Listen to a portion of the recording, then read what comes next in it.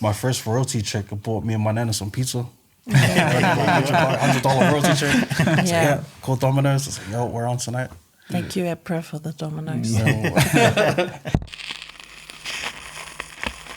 moment where I knew music was my path. I definitely didn't, because I didn't grow up seeing music as a path for me. Like I just went to uni, did regular stuff. It really wasn't until probably, I was fortunate enough to be on Scribe, Not Many, while I was still a student. And then when that song came out and it's this big successful song on New Zealand airwaves and stuff, that kind of opened my eyes to like, oh, maybe this is something. Because I still hadn't graduated at that point, so maybe this is a direction I could go down. But prior to that, it's not something I ever thought as a possibility for myself. So yeah, that's it. What about you guys?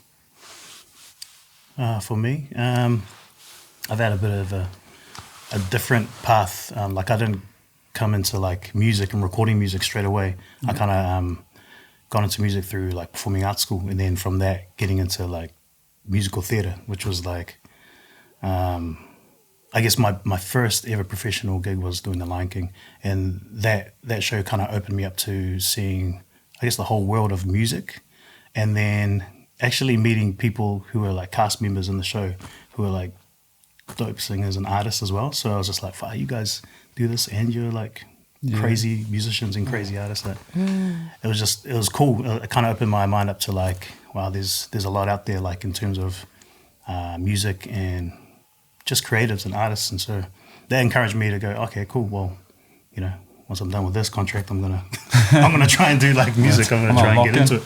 Yeah, and so that was kind of like the thing that, you know, what like got me into wanting to do recording music. Yeah. Got you, sis. Yeah, I was always obsessed with music, but same as you, didn't really see it as a path. Yeah. Wasn't really raised in that kind of family. It was kind of like, you know, pretty rugby-crazed family. And so, yeah, I went to uni. I went to like broadcasting school, and after you do your on-campus stuff, you're supposed to do a 6-month internship and then you get your degree. But I was really staunch that I wanted to be a screenwriter. And they were like, you know, you're too young and nobody hires screenwriters and you're delusional. And I was like, well, then I guess I'm delusional. And I just kind of stubbornly didn't get placed. I didn't get an internship, and everyone else in my class kind of found their way. And I was just like working in op shops and, you know, taking like just trying to survive. And then, it was in that kind of dead time where somebody just had like a keyboard at their house and I was just playing on it, and then I was rapping, and someone was like, you know, you should do something. And then, I came up in kind of punk bands and noise bands. I was just playing around. The whole thing was kind of like this big joke to me. And then like it just kept growing until it wasn't a joke. And by the time I could actually get a screenwriting internship, it was about 5 or 6 years later. I had this whole like musical persona going. And the two kind of speak back to each other. But music for me was like the epitome of a big accident. Yeah, it wasn't supposed to be. It was like random. Yeah. And I still see it as this real wacky, fruity miracle in my life. You know, I still can't believe that I have just had this path. Yeah. What about you, brother? I think because I was just making beats for fun. It was just like drawing, you know. It was like, I'm going to go make beats. Yeah. I was probably in the primary. So I was just making beats just for fun. And then maybe when I hit high school, I tried selling my beats online just for fun. And then, when I started making like $20, $40, it kind of, I don't know, made me take it a bit more serious. Like, maybe I can do this. Yeah. And then, one thing led to another. I did like my own not my own website, but I had like my own beat store. I started selling beats, and then... But what was the platform that you used to sell beats on? SoundClick. SoundClick, it was like an old school beat store. But I started selling beats on there. And I had like this one goal, because I was just breaking off like an old laptop. So I had this like one goal to like make a certain amount of money to get some monitors and keyboard and stuff. Yeah. And I had that goal in like a month, but just from there, just That's when you know it was on. Yeah, I know it was on. And one thing just led to another. Yeah. No, it was on. That first moment where someone pays you for it. Yeah, it was crazy. I think It's like, yo, I think you on my pay like, for this? my first royalty check, I bought me and my nana some pizza. $100 royalty check. So, Yeah. Call Domino's. I said, yo, we're on tonight. Thank you, April, for the Dominoes. It is a bit like that though, because it's like that imposter syndrome thing is real. Because you're like, why would someone want to? Because I remember even when they said that they were going to pay me to write my verse on Scribe song, I'm just like, I'd do it for free. You know, I didn't think anything of it. You know, Yeah, like, exactly. I was just like, but I get to go on this because it was the first time I've been in a recording studio. It's obviously the first time I've been in a music video or anything like that. So the concept of someone giving you something for something, you're just like, this just came out of my head. Yeah. It's not even like something tangible that I've done to get paid for. And I was just like, it's a trip. Yeah, and that gratitude and that, not imposter syndrome, but just the kind of bewilderment that you have. Yeah. And especially as you get better and better, you still kind of, it takes a while, I think, to admit compared to maybe more privileged kind of artists that, you know, you are where you are at for a reason. Yeah, totally. Oh man, the music business, I would say that's the one thing that kills my creativity. To be honest, I to a certain degree I understand it, but like I'd rather not. You know, I feel like for me personally, anytime like there's anything business, it kind of just it's draining, to be honest. But you know, you have managers and lawyers to kind of help me navigate through it, so I don't have to worry about all of that stuff. But I'd say business is definitely important. But right now I'm wired different, I guess. I'd rather just make music and not have to worry about that kind of stuff. Yeah, for sure. I don't know if that really answered the question, but No, I was just going to say that. I think that's most artists. Most artists, yeah, definitely. They definitely don't want to get into the game to try and learn how to do No, accounting. I think that's probably the hardest part is to try and keep that, because obviously when you start making music, there's no sort of concept of the way it's going to be received or the music business or how things have to operate. You're kind of working from a place of like pure expression and creativity, and then I think the most difficult thing I think moving on is to try and keep that, like to keep insulated like that and not have that stuff affect when you go to write. Because if you start, the moment that becomes super challenging as a musician and as an artist, continuing to express yourself is when you start considering all of that at the same time as you're trying to write. And it's like that nothing will stifle you faster than thinking, how's this going to be received? Or how do I pay this person? Or who's supposed to get the money for this? Like this, when you're approaching the music and the blank canvas, you need to be as clear of that as possible. And it's difficult. And even for me, like those sort of notions still come into my head, but I try to keep as clear of the way it's going to be received, how we're going to get it out, what's going to be the rollout, all that shit. I try to keep that. We'll get to that later. You know? Yeah. And then Totally. just to keep going. How it's going to be perceived Exactly. and sold. Yeah, I think I was definitely like, keep that shit away from me for as long as I could. But as I've gotten older, I do get more passionate about access and literacy for younger artists. And when I found myself kind of giving advice, I'd be like, girl, don't take advice from me, you know.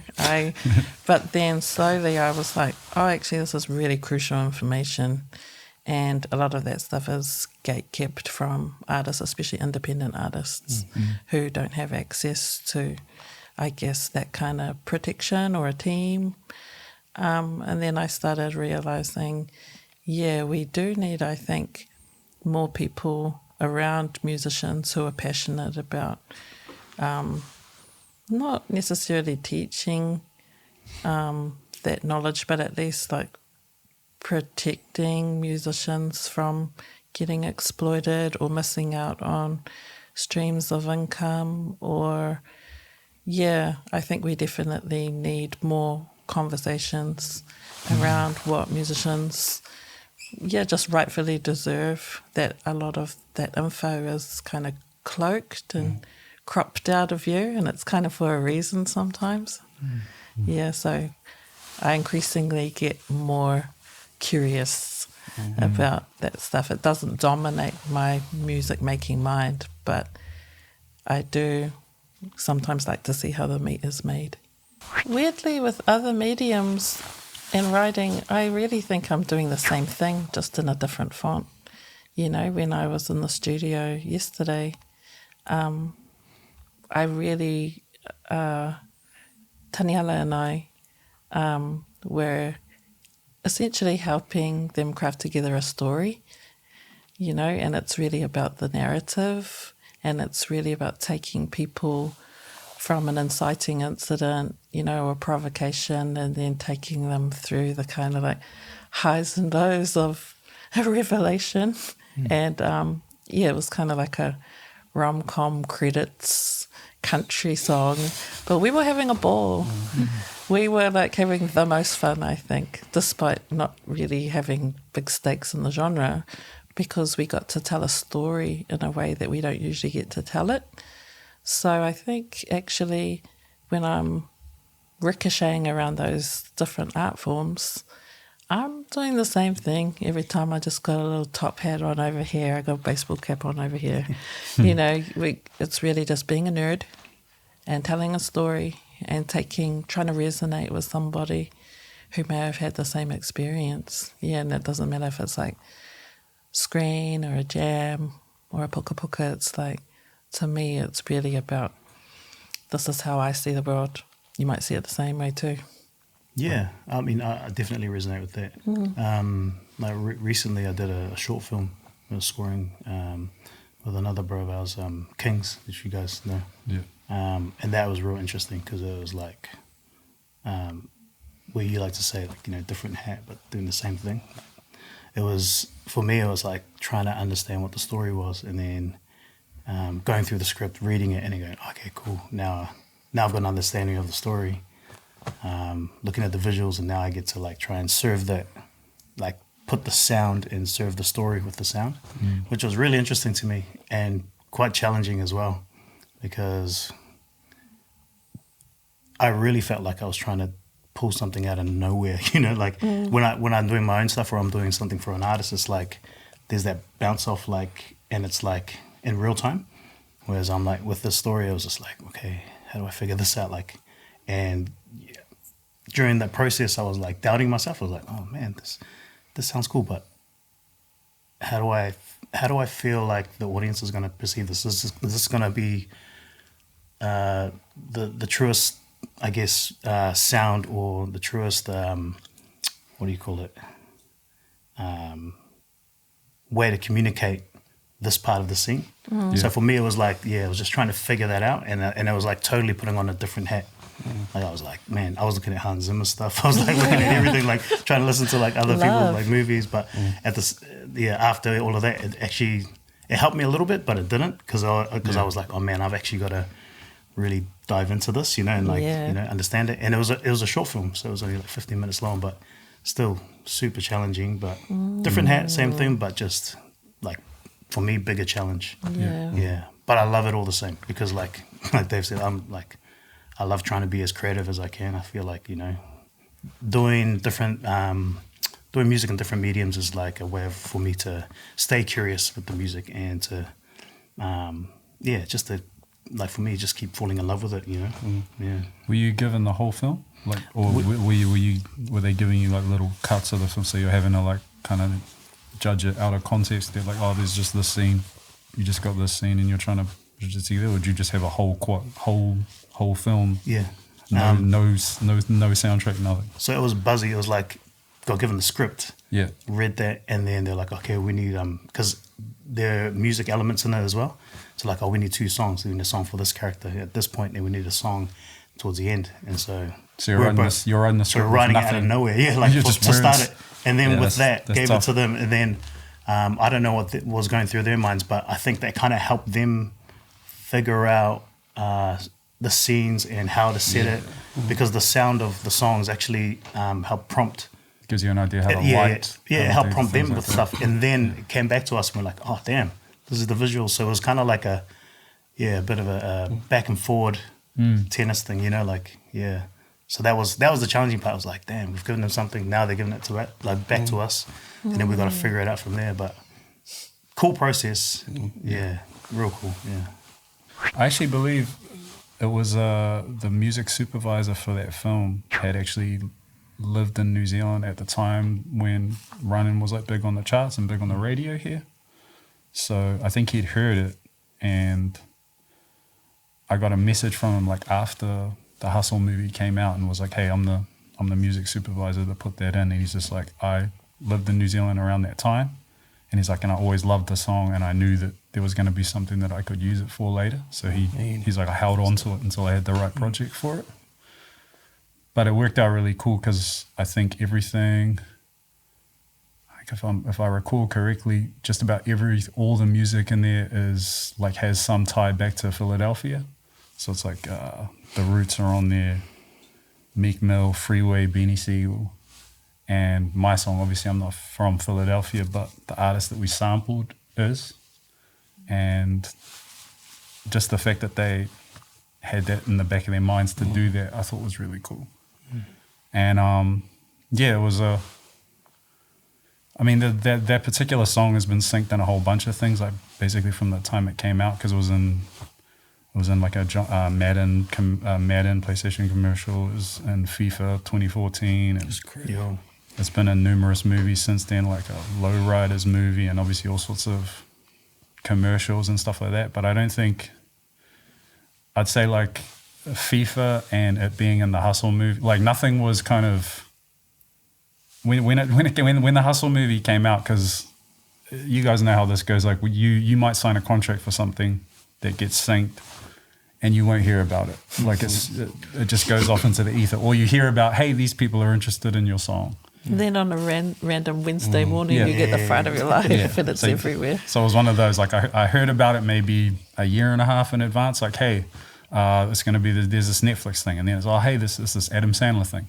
And then I remember maybe 6 months after that, hey, what happened to the Adam Sandler thing? I'll ask my manager. Don't know, bro, never heard anything else from that. Okay, sweet. And then, 12 months after that, oh, there's an email. Oh, it's still in play. It's like, okay. And I'm like, at that particular time, I'm like, there's new movies come out on Netflix all the time, and no hate, but heaps of them are terrible, or they don't. They just fly under the radar. No one sees it. It's not a thing. And then maybe 2 weeks before this come out, like, because then I heard, like, because my manager will sometimes, he's dyslexic, so no hate. he's legitimately dyslexic. But he'll say something sometimes, and he'll be like, "Yeah, no, I think it's a Adam Sandler movie. He's an NBA guy. Oh, it's like LeBron James or something." And I'm like, "Bro, Callum, there's no LeBron James movie coming out. There's no Netflix LeBron James movie." He's like, something like that, man. And then maybe 2 weeks before it comes out, I get a thing. He's just like, "Yeah, so it's coming out. It's an Adam Sandler movie. It's going to be on Netflix, and it's about it's about a guy trying to get into the NBA, and he's like, and it has actual NBA players." And I was like, "No way." But I still was like, we'll see it when we see it. And then literally it drops, and I was just like, I turned on the TV and I saw it there, and I was just like, snap. And I remember I told Aaron from Fire and Ice, I was like, yo, apparently this movie's got our song in it. So I flicked that on to him, but I was out somewhere, so I couldn't watch it at the time. And like that night he watched it, and he just messaged me, he's just like, yo.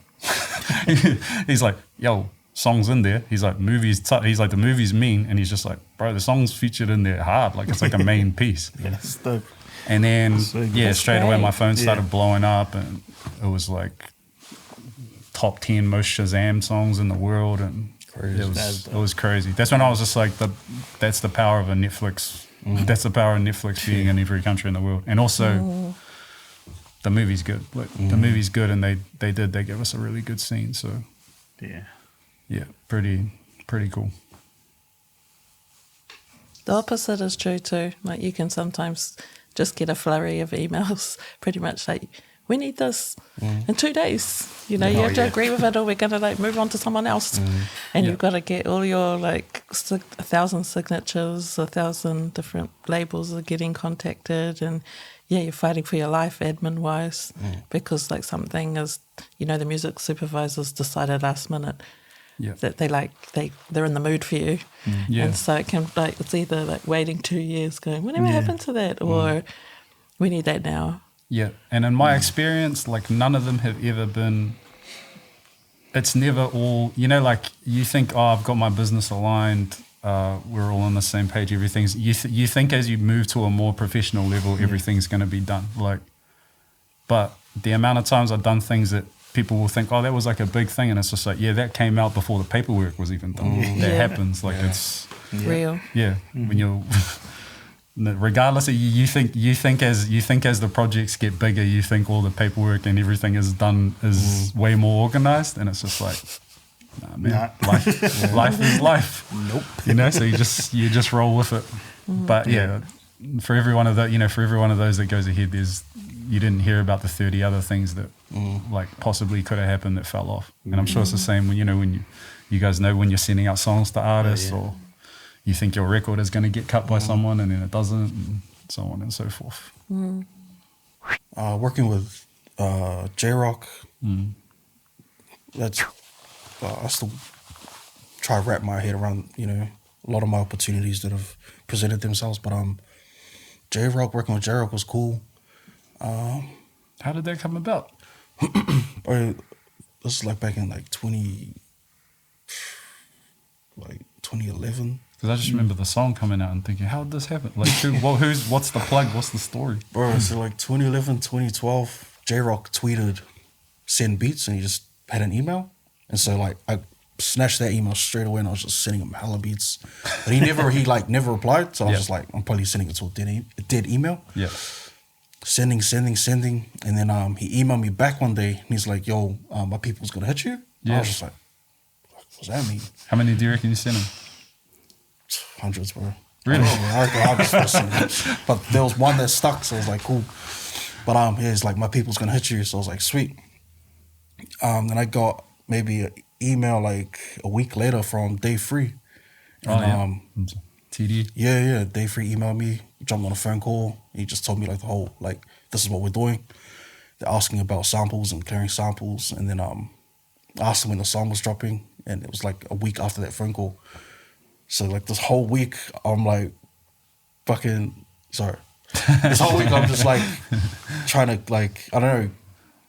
It's just a crazy feeling because it's like, I never thought that something like that would happen to me. Yeah. Because, you know, it was like a big stage and it's just like, you know, it's me. Yeah, it's like, because it's like you did that. It wasn't like there was no middleman who connected you guys. It's straight. So that was crazy. And then I told INF, I think he was like the first person I told. And then that whole week we were just anticipating the drop. But like even up until that drop, I was still like, nah, you know, it's not real. It's not gonna happen. Yeah. And then so sure enough, Friday came, boom. I woke up, my Twitter was just like, boom. Yeah.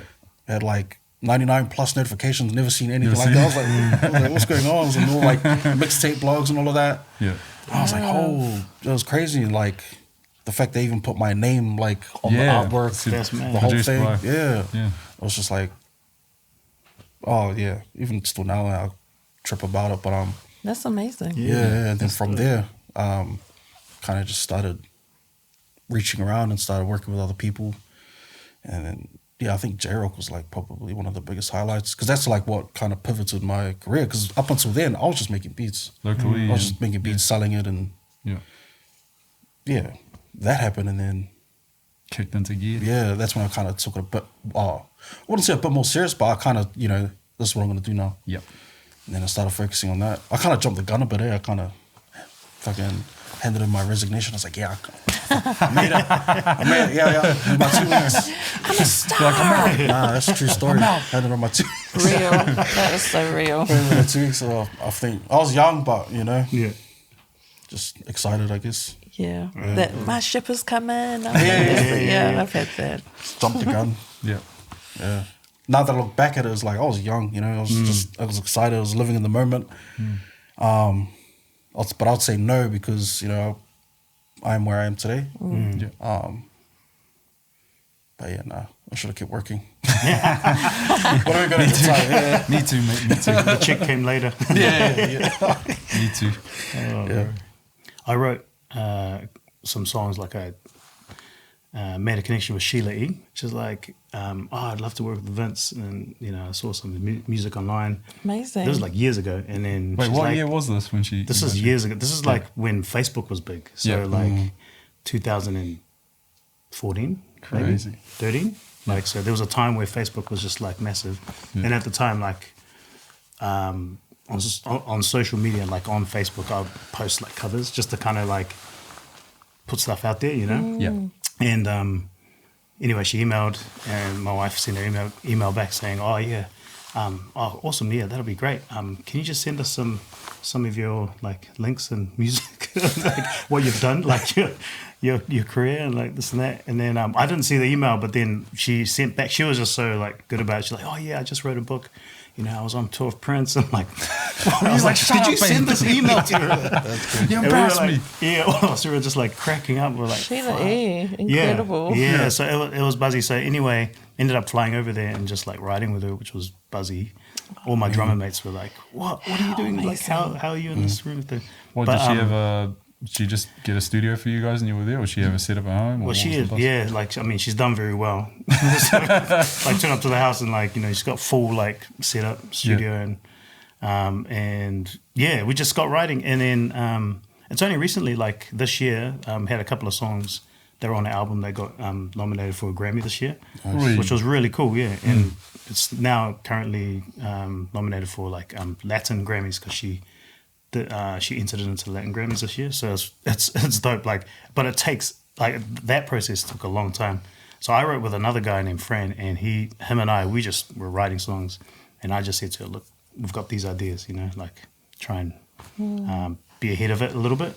And then she loved it. She started working on it, and she goes, "Oh, I'm going to make a salsa record." And I was like, "I know nothing about like, so I love it, but I don't know anything." So she ended up getting another producer. But during that time, this guy, Tony Sukar, he's like GOAT level producer in that scene. He's like incredible. Musicality, everything. And I would be back and forth with him, like doing the vocals, doing everything. So it was a dope experience because it's like a sound and a genre of music that I've never done before. But just, the honor of working with Sheila and Tony as well, like crazy musician.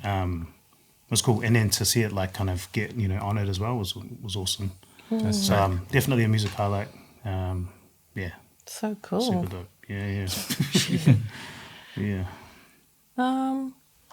Yeah, I'm just thinking of it in terms of highlights and syncs. My highlights are always really witchy and weird, but I think discovering that I have this kind of parallel dimension, high fashion kind of appeal, like a lot of fashion houses, I think started hearing my stuff more and more, and it was that kind of flurry of emails where we had someone from Vogue saying, "Oh, we're setting up a pop-up in Soho in New York with Armani, and we really like your song Shopping Cart."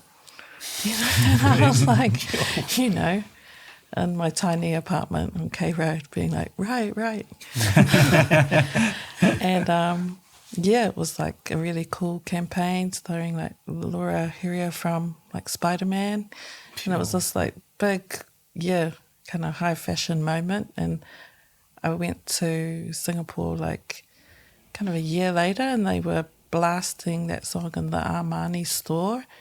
And I was just like, okay.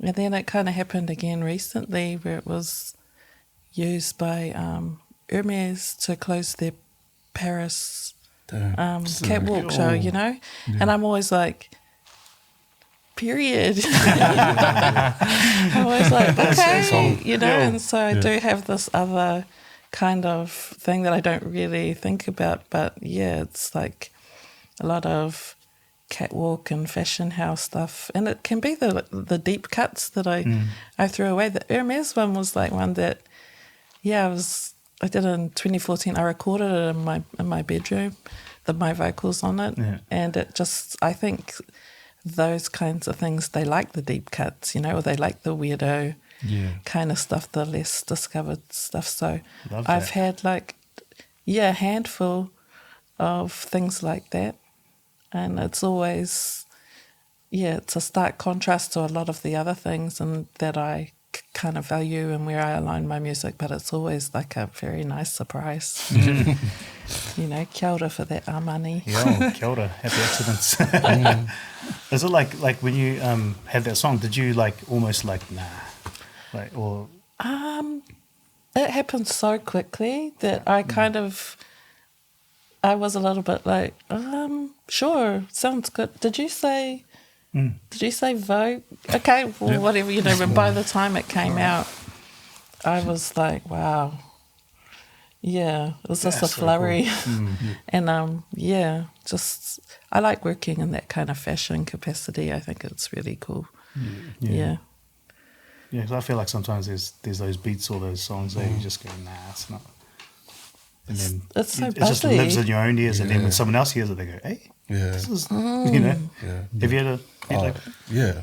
Probably I think day. like every day. No, I think like most of my placements are beats that like I just didn't really like. You know, it's just like crazy how someone else can hear something I don't.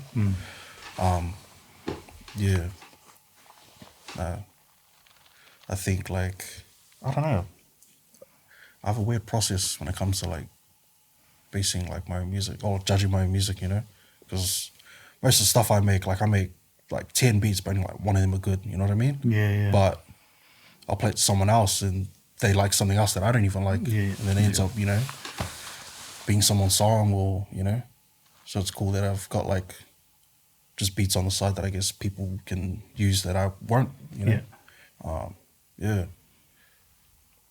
Do you guys like the stuff that's like, do you feel like sometimes if something doesn't come like quickly or easily, that it's not good?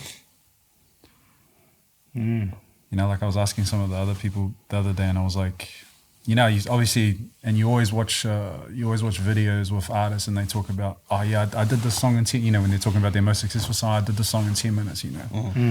And then we all have those ones where it's just like, it flows and you do it, and in 10 minutes you're like, oh, this is mean. Well, we were talking about that yesterday, that out of kind of all the mediums I work in, music is the buzziest in that way, where you can almost like feel a channel opening, and you kind of, and it happens really quick, and it's almost like you better catch it, you know, before it moves on to someone else. For real. And sometimes it's more of a craftsmanship, like toiling over it a bit more, and you're kind of, it's a bit more technical, like in the hit factory. But sometimes it's just like, you know, and it comes quite fast. And I think we kind of live for that feeling when you're just like, you know, kind of blessed and zapped. You're kind of given. Do you guys have experience where it's like, do you think that the ones which require more craftsmanship, the ones where you had to like bash your head against the wall and like keep writing and writing, do you find that you like those ones less or more? Or do you or is there like a judgment, you're like, actually this one's not as good because this one didn't? Because I think that's how I used to approach it. I'm like, if it didn't come easier, then it's probably not good. That would be that's my default setting. And so it's almost like you apply a judgment to your thing off the rip. Yeah, no, that's true. Like, I feel like I would feel that way towards a song because of the process and how laboured it feels. Exactly. But if I were to, which I've done with some songs, like writing for other people, like once I've had the headspace, the listening space to be away from it and then come back to it, that's where it, because you almost have to like hack the brain a little bit, like refresh the mind. Click refresh. Like try and make sure that like, when you're coming back and listening to it, it's like it's a clean, clean listen. But it's always that process. It's like the laboured thing. I feel like when we were at Aotearoa, me and Stan, we started that song, and then we went through so many sessions to finish that. And then by the time we got to adding Rhea and then adding Troy and then another session, like, and then coming back to New Zealand to do it, because we started in Australia, Yeah. and coming back here, and then getting Maisie on there. It was just like all these different like levels of it, and I was kind of getting a little bit sick of it. But Yeah, because by the end of it, did you like the it song, was or just were you a like, I was trying to get to the end. I was just like, okay, cool, we're almost there, get to the end. And I knew it had some legs, but it was just like the process felt laboured. Yeah. It's quite grand, so it takes a little bit more time. Yeah, yeah. Especially when you start adding other artists, but yeah. But in your experience, like the stuff that you've released, the stuff that people have gravitated to most, is the stuff that came super easy, or do you have ones where it's like, I worked so hard at this that I didn't even know if it was good by the end of it, and then people loved it? Yeah, yeah. Because I think prior, like I used to be like, nah. If it takes too long, then it's not it. And then, ironically for me, the most successful thing I'd done, which is running, it was like that. Running, it had taken so long by the end of it that I was just like, bro. And it paid off. Yeah, true. Yeah, I'm just like, I couldn't even judge it anymore. I thought I was just like, nah, it's not that good. Yeah. There's better stuff. And then, but people were like, nah, this one. Yeah. And everyone's like, this one. And that was the first time where it was like, oh, no, change the chorus, change the hook, come back, do this. And it might, sometimes it might be only one part of the song come easily. Like the verse might come easily, but the rest of it is whatever. Yeah, they're like your, all songs are God's children or whatever. And you're kind of like, that one, she was a difficult one. And it's like, but I love her all the same. Yeah. And then there's the bratty, charismatic one that took 5 minutes, and you're like, you just kind of don't really know what to say, And I try not to put them on a kind of hierarchy, but it's always sometimes, you'll have a favorite song of yours and it just gets completely blanked, and you're like, damn, that was for me. That definitely wasn't for other people. And that's why when you kind of release music, it doesn't belong to you anymore. Yeah, and 100%. people are gonna take it off your hands, and they're gonna take it and either give it a pedestal or just be like, thanks for that, I guess. You kind of just have to almost like detach from the outcome. But I love that contrast of the one that you're in the mind's working on and you can't even hear or see it anymore, versus the one that you're like, what? Okay, girl, I guess this is like we're on. Yeah, true. Yeah. I just think it's just cool that it can go both ways. Definitely. And you have to kind of experience one for it to be like that, because I think there's so much we see, at least I always watch like interviews with artists or things about people's studio process, because it interests me. Yeah. And I feel like that story, it's always the same story. It's always like, oh yeah, this took 10 minutes, this took 10 minutes, this took 10 minutes. And then you can feel like as an artist, you're like, bruh, it's been an hour, I don't have anything. I'm trash. You know what I mean? I'm trash or the song's trash. Yeah. So I'm like, I'm happy that I can kind of see the other side of it. It's like, nah. So some of the that's stuff cool. you got to apply, you got to. No, I'll tell you an answer too. Like I feel like the same with certain songs. Yeah. Absolutely. And I think because this is a creative thing, a lot of the time we think this is not supposed to be work. It's all expression, it's all inspiration, it's all this stuff. But it's like, nah. It's like anything else. You do got to work. Yeah, you have to demystify that for a lot of people too. Yeah. People who, beat themselves up because, they haven't made a smash hit and like straight away, and quickly, that must be an indication of their abilities. It's just like, no, it's just sometimes, good things take time. And sometimes you just get lucky, and the more you do it, it's very athletic, right? Yeah, I agree with that. It's like the more you do it, the higher your chances are of creating something that you and other people both enjoy. Yeah. True. Yeah. Yeah, because that's how I feel. I like, honestly, when I watch you, I'm like, you're like that. You're like, because this guy's output and the way he produces is so, he makes so much stuff. He's so prolific that it's like he really is like, he's that dude in the gym. Like he goes, this dude when he goes, this dude gets into the, he's going to put up his 2,000 shots and then he's going to go home and he's going to come back and he's going to do it again. Yeah, the athletic output of it all. Yeah, and then you just see the overall level is continuing to rise. Like, it's like, damn, he's better. Like every time I come back, if I hadn't seen you for like a year or something, come back and be like, damn, you're better than you were before, and you were good then. It's crazy when you say stuff like that, because like you don't really hear these things until someone else tells you, you know? So I'm like... It's all good, bro. So I'm like... You're enough, bro.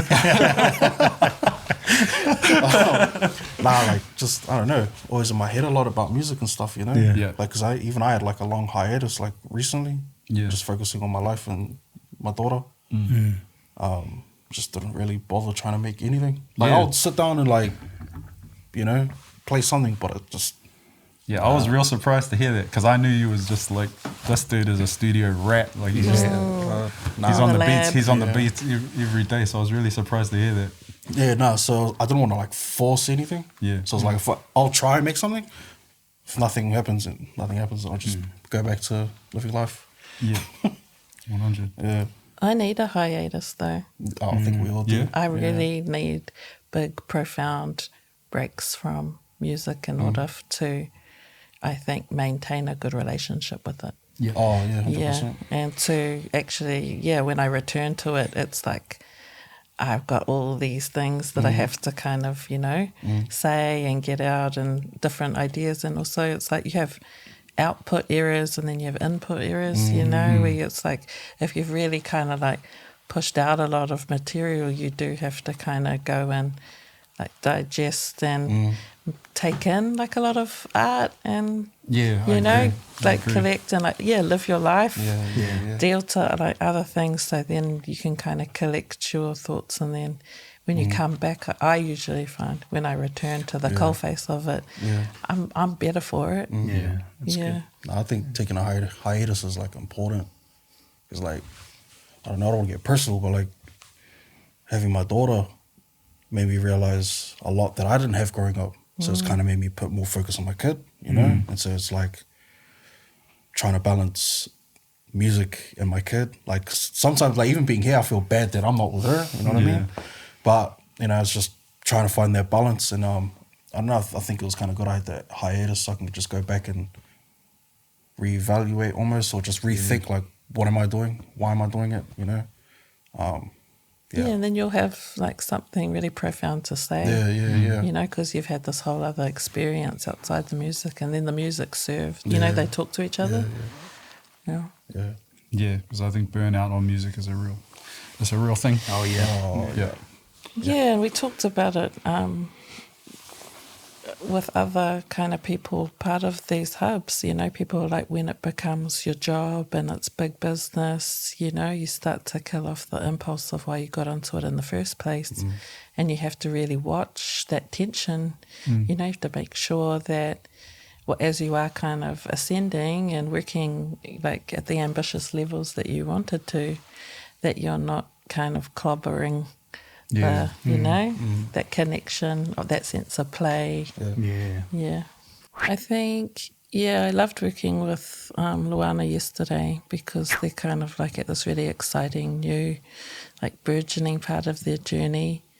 And I just love working with, younger Māori Pasifika artists. I love working with like wahine and queer artists because I love to give them, I think, permission to, you know, make offerings and experiment that I think we often get gaslit out of that stuff in a lot of environments. I think I was talking to I was talking to Holly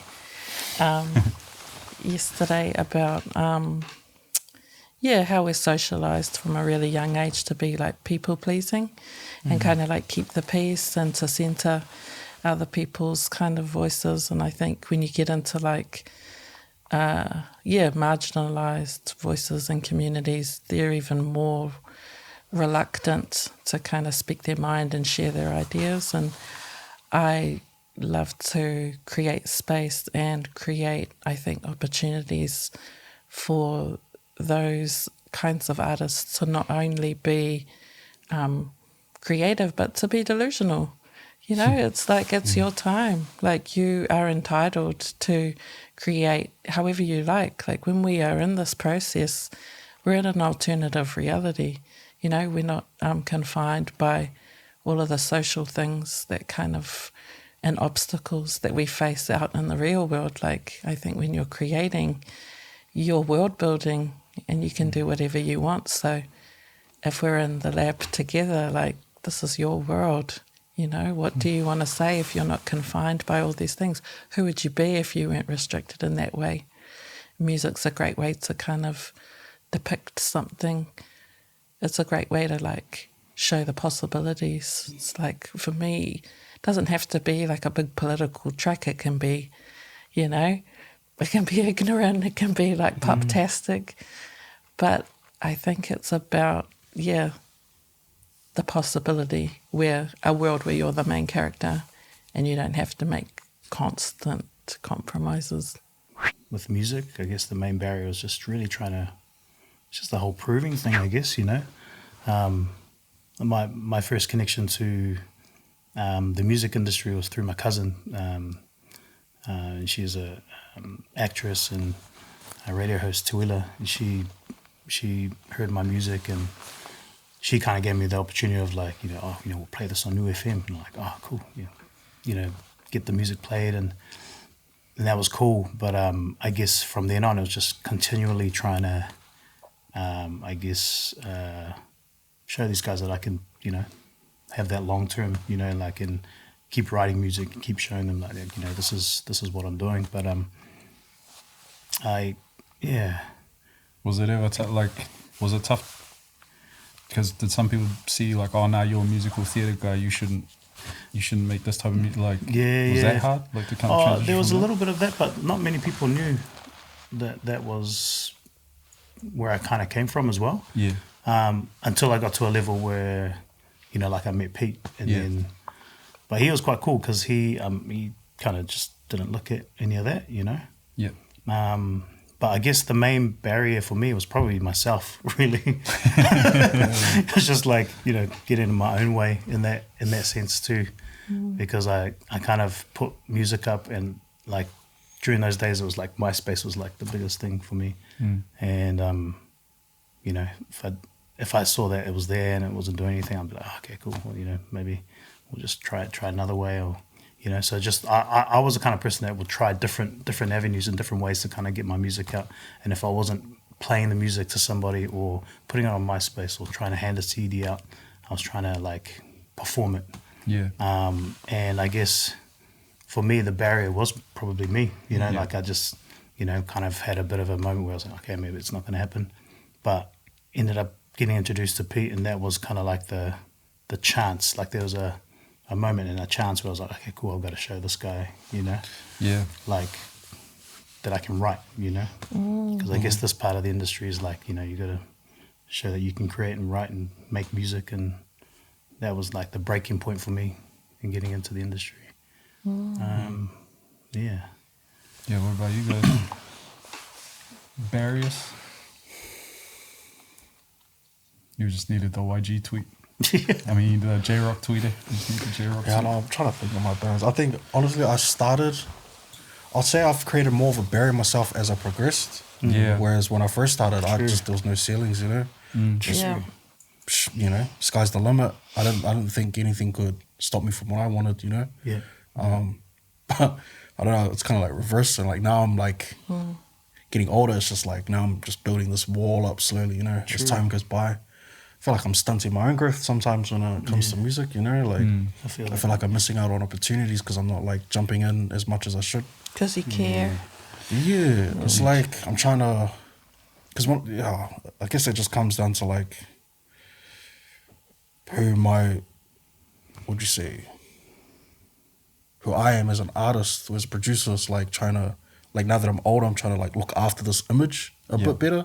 Whereas when I first came in, I was just like, fuck it. Yeah, I'll go over there. Yeah, I'll do this. Yeah, sweet, I'm coming. But it's like, fucking, now it's just trying to step back a bit and just kind of be a bit picky of where I'm putting this image, you know? Yeah. So it's like, now this wall's getting a bit higher. Do you think you guys are more scared to be embarrassed now or then when you started?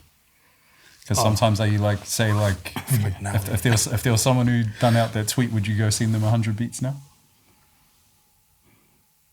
Yeah. You still would? Yeah, I still would. Yeah.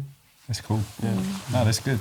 Because it's like, I feel like it's like it's only natural for people as soon as you come, you gain any sort of like success or any sort of what you can perceive to be status, you're less likely to put yourself out there like in situations where you might have done it before because you're like, I don't have anything to lose. And then it's like some of it is like as you go along, you feel like, oh, I've got something to lose, or I've got something more and more, I've got something to protect. It's a relationship with like the artistic ego too. You know, like 100%.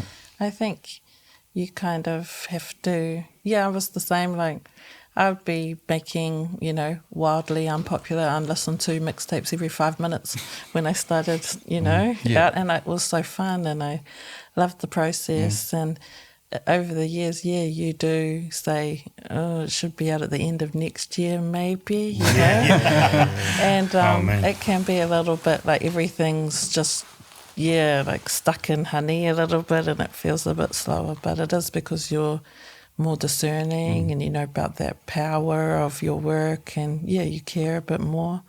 But I think I like to protect that part of me, that early artist part of me that is a little bit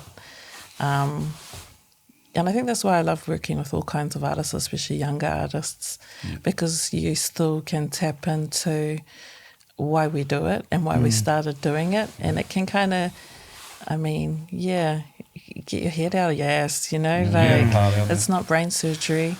You know, what we do, it's important, but it's like we're here to keep that side of life and that side of society like playful and speaking back to power. But I was thinking about obstacles and how we're all kind of saying, oh, I was my biggest op. You know? It's like, that's so real. Like I could drop, you know, all of the exploitative, predatory, inequities, conversations. I could diatribe all day about all of the things that I had to kind of overcome. But sometimes it really be you know. So you're your biggest op. You are your biggest op. It's like, but I am proud of it as well. There'd be times where I would be like, oh, I could just say yes and keep this moving and everyone like me, but you have to kind of stand for something as well, and I do have to speak my mind a lot, and I do have to advocate beyond the music a lot, and it can cost you. If you really got, you know, a strong kaupapa and strong beliefs, it means that people they can't really mess with you at the lazy level that they'd like to. But it's always a pick a path with me. It's always like choose your fighter, you know, and I think that's because we're artists, we're always having that constant conversation about it's bigger than me. I can vividly recall there used to be in Auckland we used to have Max TV, which is like a local music video TV station, and I can vividly recall seeing Damn Native Horrified One, the music video for it, come on there. And I know that like New Zealand hip hop existed prior to that, but for me at least, that was the first New Zealand music video which I saw and I looked at and I was like, "What? These guys are cool." And people might think this is a shallow interpretation of the genre, but it's like it's such a massive thing for me. That's what always attracted me to hip hop and rap, like hip hop rap music, is the fact that I looked at it and I thought these people were cool. Like growing up, I never looked at like a rock band and thought, "Oh, that's a cool," you know, I didn't look at Metallica or Guns N' Roses and think, "Oh, I want to dress like that, I want to be like that." But I always looked at rap videos like that, and no one ever told me to be like that. That's just what I was attracted. That's what I liked. And Horrified One is the first New Zealand video that I looked at, and I was just like, "These guys are super cool." I rate that. Like that's it. So that they had a big impact on me. About you, bro? I'm still trying to think. If you guys want to go, I'm going to be a little bit lazy and say same. It'll be like that was, that song was... That was mad. Yeah, had a massive effect on me. And I love that, you know, Tere Moana rap, please, like a part of that kind of world as well, because she's a major North Star for me. in terms of as a tuakana. You know, she's just like, ugh, like I could cry when I talk about her. But I remember when, Damn Native, and just that kind of look, and that sound, and all the kind of, decolonial messaging in it. It was so empowering. And I remember when that came out, they had a little, like a tiny record store appearance on Dominion Road. Oh, true. Yeah, and there was like 10 people went, and it was like my teenage ass, went along. And I got a Damn Native sticker, and I talked to them, and they were all so cool to me. And I was like, that's what I'm talking about. Because I think it was everything from it was the production of the music was very high end. Yeah, it was aligned to like the New York hip hop stuff that I listened to at the Who time. was making the music for him at that time? Zane Lowe. So Zane Lowe of That's crazy. Worldwide Interview He's of still- Fame produced most of the That's the seminal. And the rapping on it is the rapping's- so good. Like, kaupapa driven 100%. I still say that. I still say that casually with people. Well, because was that a term prior to the album being called that? Like, I think of it as just like that's something everyone says now. Like, oh, so this is quite kaupapa driven. But I'm like, prior to their... No, I think it's definitely like kaupapa driven unlimited was their whole thing. Yeah. And I remember, I was like, Yeah. teenager, and it imprinted on me like that philosophy. Yeah. So that's quite profound that impacted us both Yeah. that significantly.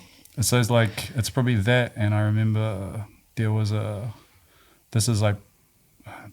Day Hummel did a verse on, I think like a Nathan Haynes song, and there used to, that music video used to be on Max TV, and I was just like, that guy's a good rapper. Like, Is that from the Lady J record? so I wouldn't have even known what record it was on. But yeah, it's like, it was a Nathan Haynes, like it was a jazz song where he put a verse on it, and I was just like, oh, people from New Zealand can rap, Yeah.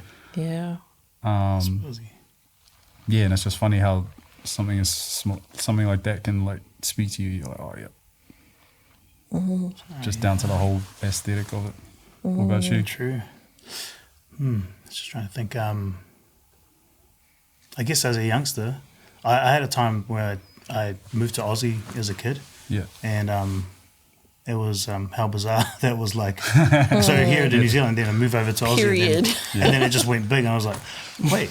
So we've got artists that make it big everywhere else as well. Because for me, watching TV in New Zealand was like, oh yeah, so this is just here. This is New Zealand music, and it just stays here. But then to hear that and see that, like, just like and hear it everywhere on radio over there, It was surreal. that was buzzy as. I was like, wow, this guy's from Otara, like That he's part.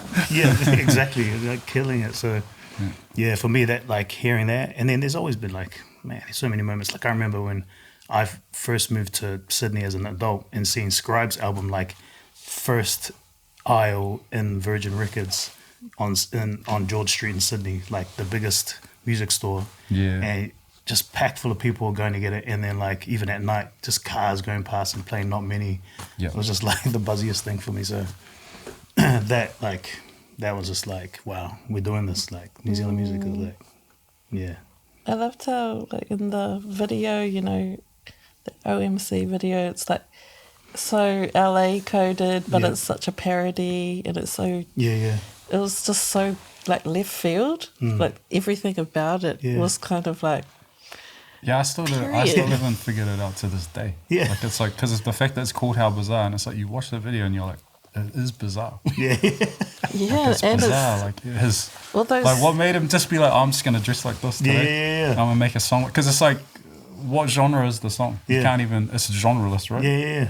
True. all the conflicting elements, like most, It's so good, singular. it all Yeah, just you know, kind of generally works. Things you can be like, oh, okay, they were listening to this, or they were trying to make something similar to this, and this is what they got. I'm like, I watched that, and I'm like, I don't know how you arrived at that. Like, I can't even But pick you the ate three with things. that. They just killed it. Exactly. It's like our music, I feel like people can listen to what we do and be like, oh, yeah, these guys listen to this, and this. I'm like, go on, then tell me what they were listening to when they made How Bizarre. Like, if you listen to that song right now, you're still trying to decipher the code. Yeah. It's like, so... Yeah, classic. But that's why, But it's dope. That's why it worked worldwide. Yeah. My earliest memories of like NZ hip hop will be Holla Hour. Yeah. Yeah. I remember me and my older brother would just, we'll have our VHS and we'll tape all the Holla Hour episodes and stuff. I remember they did the top 100 hip hop music videos. We just record, we'll take in turns, like he'll record this video, I'll record the next video. I feel like Holla Hour was kind of like staple in our household. Like we'll, be excited to stay up late, or not late, but stay up and watch Holla Hour. I don't know if much of the younger audience kind of remember Holla Hour, but I feel like that was that was a cool thing for NZ hip hop, like a platform, DJ Severe. Yeah, like that just was a big seeing, time. Wait, what year was that? It's 2004. I would have been like the 2004. 9 or 10. Bro, It's because just I would have missed that too. Because Yeah. I was over in Aussie. Oh, true. Yeah, so I was just like, wait, what's Holla Hour? Holla Hour, nah, That's mean though. So, no, because you underestimate, like, it's like we probably wouldn't have had that big explosion of like New Zealand hip hop, like around the time when I came in, that big explosion of New Zealand hip hop and stuff. Yeah. Around 2003, 2004. Yeah. A big factor is the fact that we had C4, which was like a local music TV station that could put that. And I think at the time they had like a quota where they had to play local music. Yeah, local music. videos. Yeah. And so it's like, if we didn't have that, then people don't see the Scribe stand-up video, the Not Many video. Yeah. It doesn't get played all the time. Because I think probably without C4, those songs might not have gone to radio the same way that they did, Yeah. It was really the videos and the visuals that Yeah. people saw that really got people hyped on the songs, and then it has to go to radio and stuff like that. So it's things like the Holla Hour and C4 are like a huge reason for that big surgence of music. And I'm like, someone like myself, I have a lot to thank those people for. Yeah, fully. No, I remember it starting just as I was about to leave. Yeah. Yeah, in 2003, right? Yeah. Yeah. So I remember that. Yeah. That's crazy. Holla Hour, Boost Mobile. Yeah, exactly, Yeah, right? was talking about That's the first tour. That's the first tour that I went on, and it was wild. Tell us more. Off the record,